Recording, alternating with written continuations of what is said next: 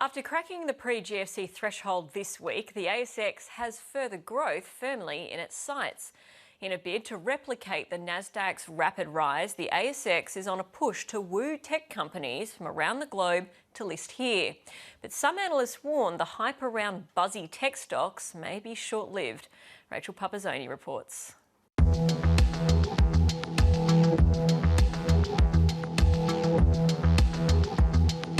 Tech is the future. We're in the digital age. Max Cunningham is on a recruitment drive. He's tasked with the job of convincing tech startups from as far away as Israel, Malaysia and the US to list on the Australian Stock Exchange. Our goal is to bring just more investment-grade companies to market to create greater diversity. And look, I think it would be great if we can get, over the next decade, a tech cohort in this market in the, in the high single-digit percentage of the market. Tech stocks are worth about 2% of the ASX, and it's growing. The market's trading currently at about 4%, 4.5% growth over the next 3 years. If you compare that to the tech sector, we're getting closer to 11% growth. The recruitment drive appears to be working.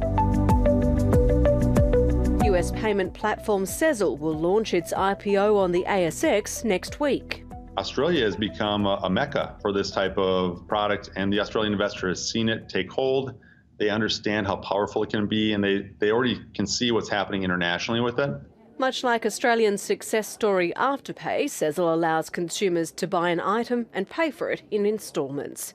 Only North American consumers can use the technology, but the business is too small to list there. The ASX is more accepting of younger tech companies, which we're at a little bit of a younger tech stage compared to many other tech companies that tend to enter the NASDAQ.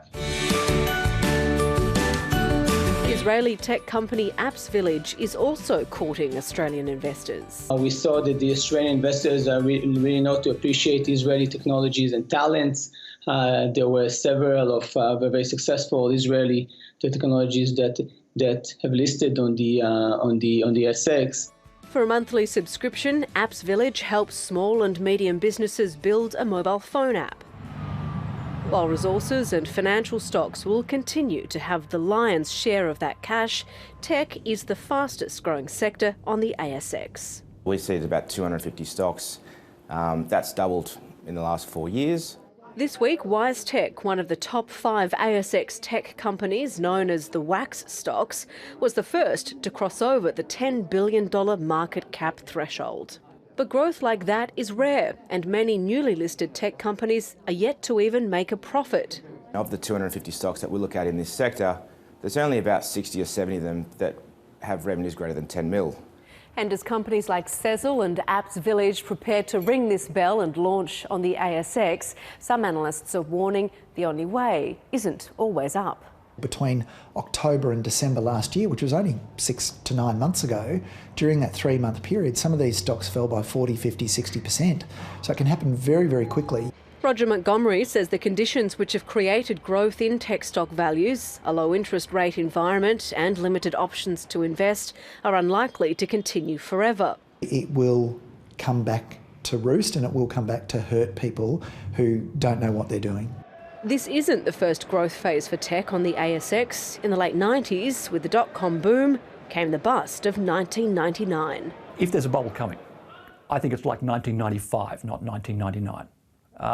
Remember, in 1999, everyone was talking about it in the general community. Here, possibly in the financial markets, we're talking about some of the tech opportunities.